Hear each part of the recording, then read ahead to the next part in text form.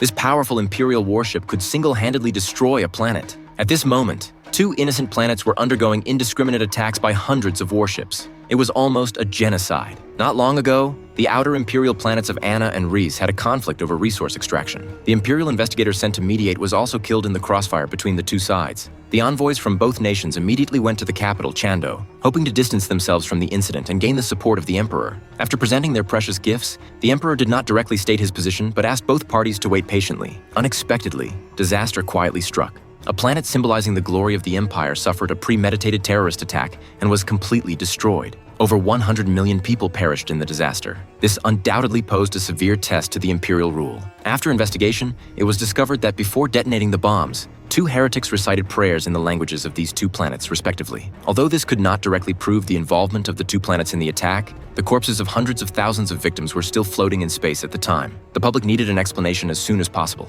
The Emperor ordered the arrest of the envoys from both nations and had them publicly hanged on the ruins of the Star Bridge. At the same time, projections in the sky were broadcasting live how the Imperial warships were punishing their planets. The public cheered jubilantly, while the envoys from both nations watched helplessly as their planets were trampled. They would also be sent back to their planets to convey the reason for the attack to the survivors. This incident laid the groundwork for the Empire's eventual destruction. The Star Bridge was originally the masterpiece of Emperor David the Great, who also marked the beginning of the Empire's authoritarian rule. To ensure the continuation of his power, he created his own clones at young, middle-aged, and old stages of life. An indispensable part of this system was also the Regent Minister, Jack. He was the only cyborg on the planet. From the time of David the Fine until now, aside from assisting the Emperor in managing daily affairs, he would also cultivate the young Emperor-to-be. The 3 rulers complemented each other, forming a solid foundation for the Empire. On the other side, the exiled Dr. Mark and Gale, following the Imperial decree, led a team of thousands on a slow-speed starship to the Edge Star. To shorten the dark period after the Empire's destruction, they would construct an encyclopedia there. Future generations would use it to establish a new civilization after the Empire's fall and rapidly develop in a short period.